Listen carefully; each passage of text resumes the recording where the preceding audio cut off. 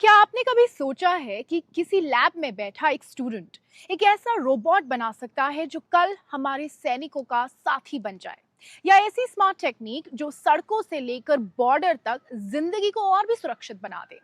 प्रयागराज के कुछ युवा इंजीनियर्स ऐसे ही इनोवेशन पर काम कर रहे हैं जो आने वाले भारत की तस्वीर बदल सकते हैं। तो आइए आपको मिलवाते हैं इन युवा इंजीनियर्स से।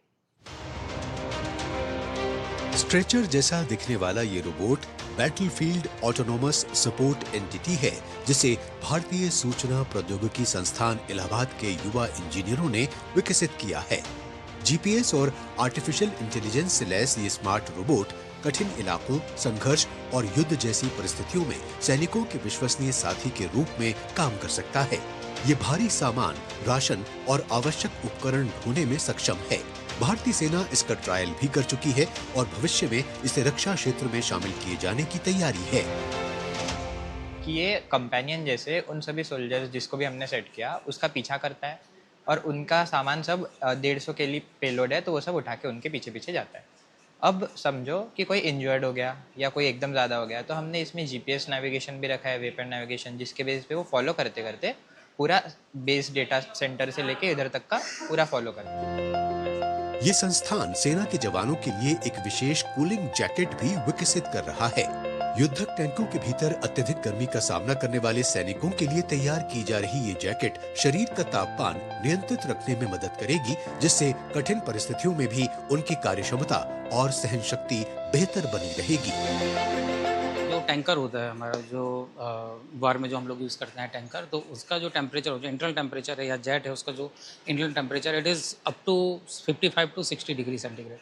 तो वो एक नॉर्मल ह्यूमन के लिए काफ़ी टफ है उस इन्वायरमेंट में रहना। तो उसके लिए हम लोग क्या कर सकते हैं कि या तो हम टैंकर को एसी बना सकते हैं, which is also costly, very costly, क्योंकि उस पूरे टैंकर का इंजन बहुत बड़ा होता है तो उसमें हीट ज़्यादा प्रोड्यूस होती है। या फिर हम एक सोल्जर को ही एक ऐसा जैकेट डेवलप करें जिससे कि उसका कम से कम ये जो पार्ट है, जो बॉडी पार्ट है, जो जैकेट वाला पार्ट है, वो कूल रहे।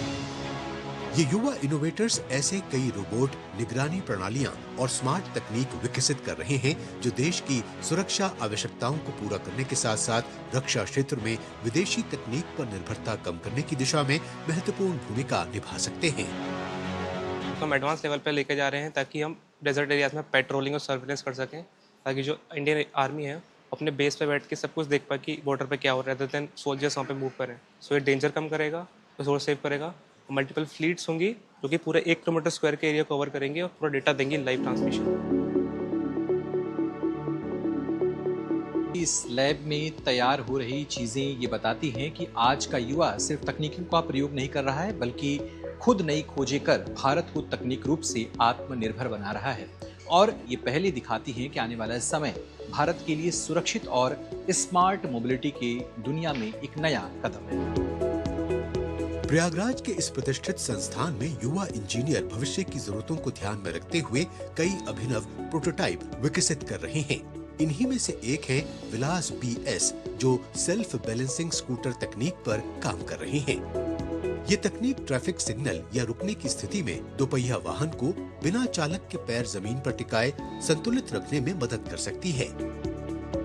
जैसे अभी ट्रैफिक में सिग्नल जो आ गया, स्कूटर को स्टॉप हो गया, अभी उसमें बैठ के पैर नीचे रखना पड़ता है। वो बिना पैर नीचे रख के स्कूटर को खड़ा करने में जो टेक्नोलॉजी आता है उसका प्रोटोटाइप हम डिज़ाइन करने हैं यहाँ पे। समस्याओं को समाधान में बदलने की यही सोच भारत के युवाओं की सबसे बड़ी ताकत बन रही है।